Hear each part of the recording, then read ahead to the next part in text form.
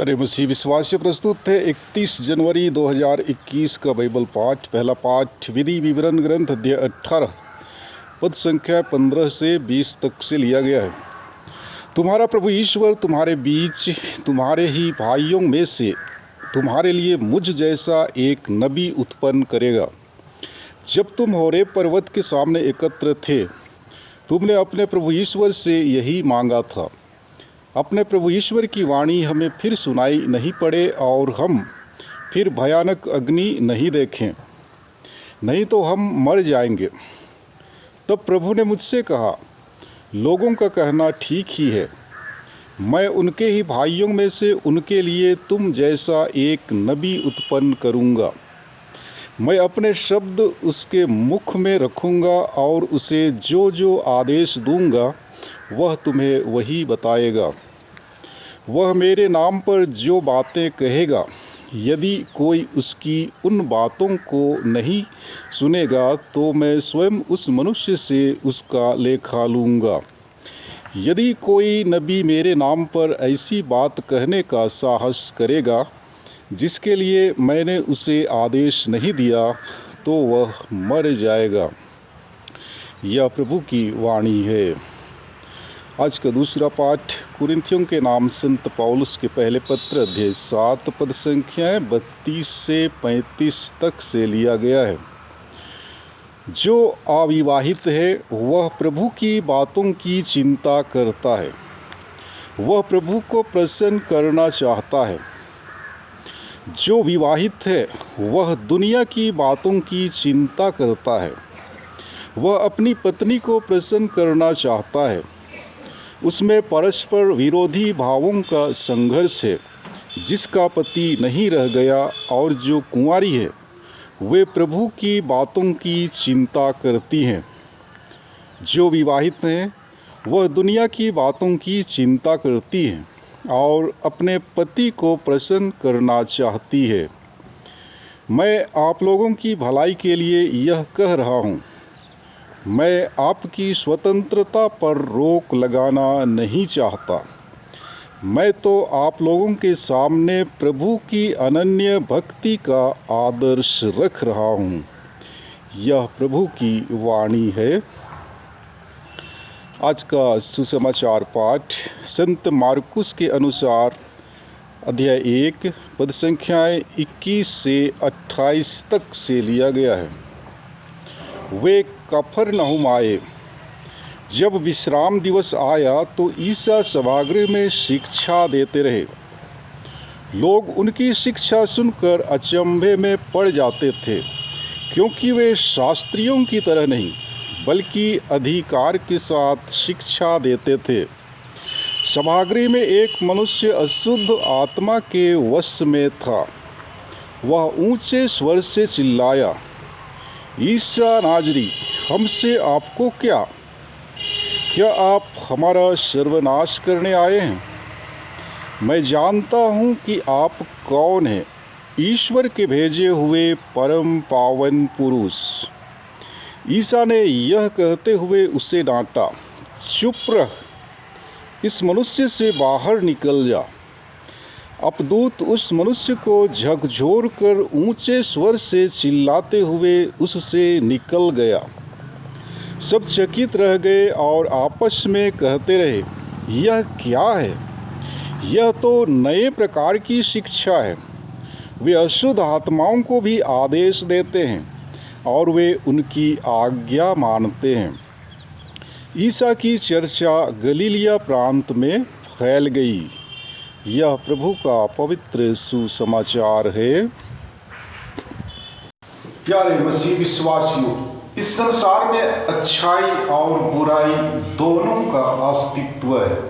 सूर्य, चंद्रमा, तारे, जीव जंतु, पेड़ पौधे, हमारा परिवार या यार दोस्त, घर द्वार, जमीन जायदाद अर्थात जो हमें सुख, शांति एवं खुशियाँ प्रदान करते हैं, सब अच्छा है। लेकिन भूख, प्यास, बीमारी, अनबन और धोखाधड़ी जो हमारे सुख शांति को बर्बाद करती है, उन्हें बुराई का दर्जा दिया गया है।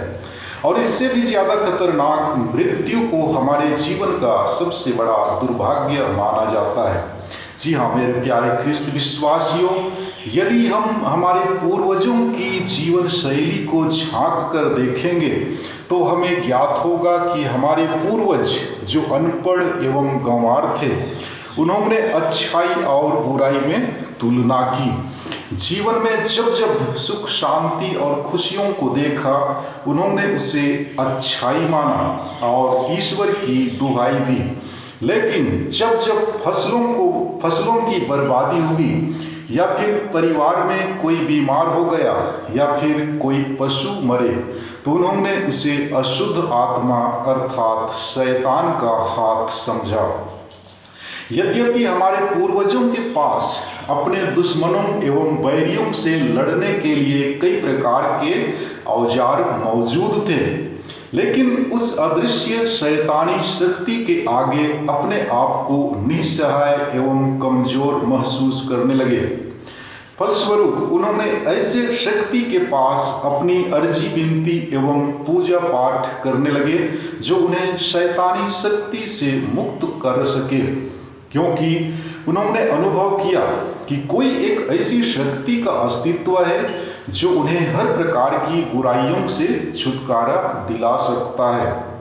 प्यारे माता पिता एवं भाइयों बहनों, यद्यपि आज हम ख्रिस्तीय हैं, लेकिन ख्रिस्तीय होने के बावजूद भी हम बुरी आत्माओं से डरते एवं घबराते हैं।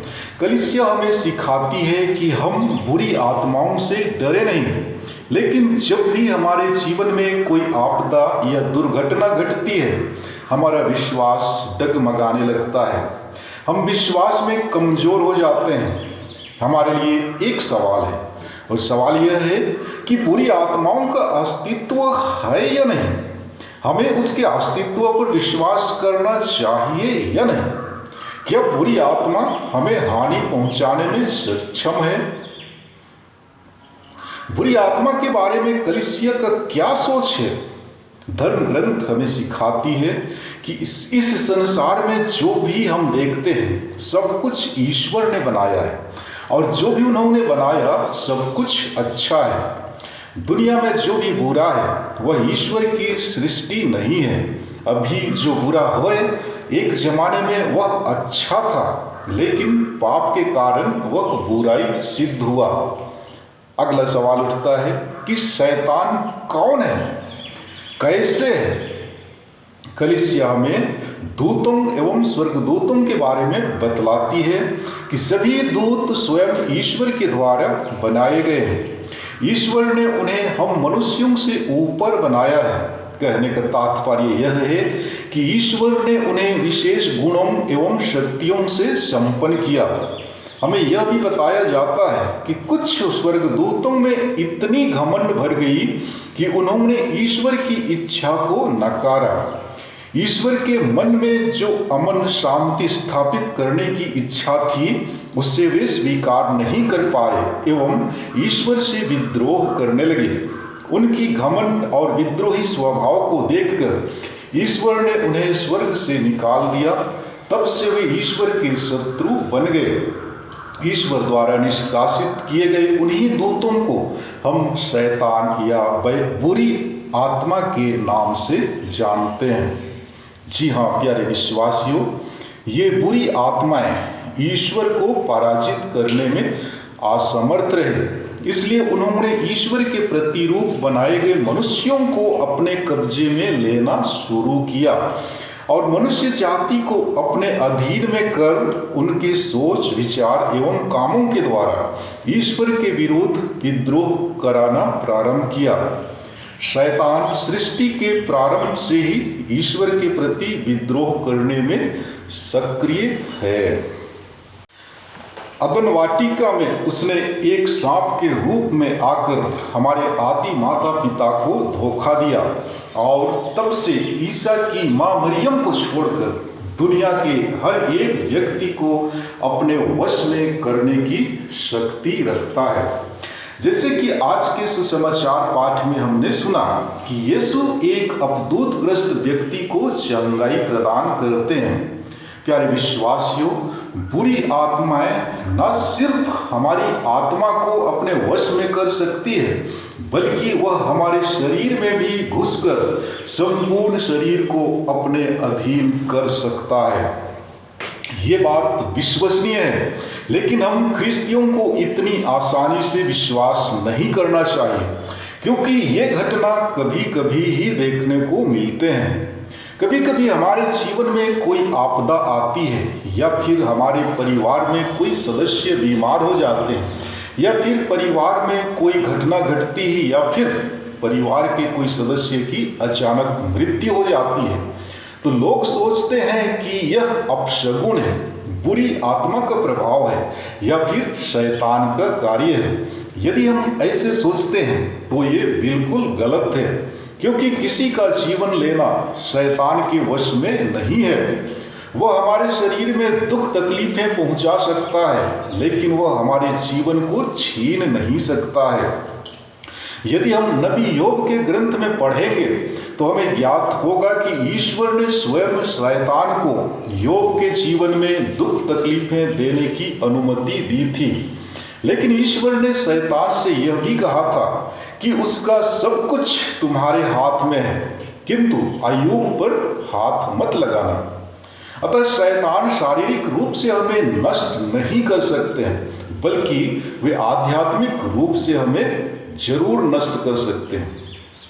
जी हाँ प्यारे विश्वासियों, शैतान एक दहाड़ते सिंह की तरह मनुष्यों को देखते रहता है कि वह किसे काट खाए, और जब हम अपनी अंतःकरण की बातों को नहीं सुनते हैं तो शैतान हमें अपने कब्जे में कर लेता है। हम जानते हुए भी अच्छाई को छोड़कर बुराई के मार्ग पर चलने लगते हैं, और जब हम बुराई का कार्य करने लगते हैं तो हम ईश्वर के कृपादानों से दूर हो जाते हैं, तथा धीरे धीरे हम पूर्ण रूप से शैतान के वश में हो जाते हैं। और जब हम शैतान के वश में आ जाते हैं तो वह हमेशा ईश्वर की इच्छा के विरुद्ध कार्य कराते हैं। इस प्रकार से हम पापमय जीवन व्यतीत करने लगते हैं। फलस्वरूप हम आध्यात्मिक रूप से पूरी तरह मर जाते हैं। यद्यपि हमारा शरीर जीवित है, लेकिन हमारे पापों के कारण हमारा शरीर और आत्मा एक मरे हुए व्यक्ति के समान हो जाता है। इसीलिए हमें पाप की दास्ता एवं मृत्यु से बचाने के लिए यीशु ख्रिस्त इस दुनिया में आए। उन्होंने शैतान एवं मृत्यु को परास्त कर हम मनुष्यों को नवजीवन प्रदान किया है। अतः हमें उनकी आज्ञा के अनुरूप जीवन यापन करने की आवश्यकता है। आज के पहले पाठ में हमने सुना कि मूसा एक ऐसे नबी के आने का संकेत देते हैं जो उन्हें प्रतिज्ञात देश अर्थात अनंत सुख शांति की ओर अग्रसर करेंगे। नबी मूसा ने वह भविष्यवाणी यीशु मसीह के बारे में ही की थी। जी हाँ, जैसे कि आज के सुसमाचार पाठ में हमने सुना कि यीशु की शिक्षा सुनकर लोग अचंभे में पड़ जाते थे, क्योंकि वे शास्त्रियों की तरह नहीं बल्कि अधिकार के साथ शिक्षा देते थे। यही कारण है कि अशुद्ध आत्मा भी उनकी आज्ञा का पालन करते थे। आज हमें मनन चिंतन करने की आवश्यकता है कि हम प्रभु की आज्ञा पालन में कितने मजबूत हैं। ईश्वर की आत्मा और अशुद्ध आत्माएं दोनों ही हम में विद्यमान हैं। ईश्वर की आत्मा प्रेम, अनुग्रह, क्षमा और उपचार में प्रकट होती है, वहीं अशुद्ध आत्माएं क्रोध, ईर्ष्या, जातिवाद और अहंकार में प्रकट होती है, जो हमें एक दूसरे से अलग करती है। जब जब दूसरों का भय हम पर हावी होने लगता है, तब तब हम बुराई की ओर झुकने लगते हैं और हम में विद्यमान ईर्ष्या, द्वेष, क्रोध हमें प्रभावित करता है। हम बुरी आत्मा के शिकंजे में फंसने लगते हैं। लेकिन प्यारे विश्वासियों, हमारा विश्वास हमें भटकने नहीं देता है। इसलिए तो यीशु हमें विशुद्ध जीवन जीने का निमंत्रण देते हैं। विशुद्ध जीवन हमें सभी चीजों पर अधिकार देता है। अपने विशुद्ध जीवन के कारण ही यीशु अधिकार के साथ शिक्षा देते थे। यही कारण है कि वे अपदूतों को भी निकालने में सक्षम थे। आइए हम प्रार्थना करें कि ईश्वर हमें शैतान के सभी प्रपंचों को त्यागने की शक्ति प्रदान करे ताकि हम पवित्र जीवन व्यतीत कर सकें। आमीन।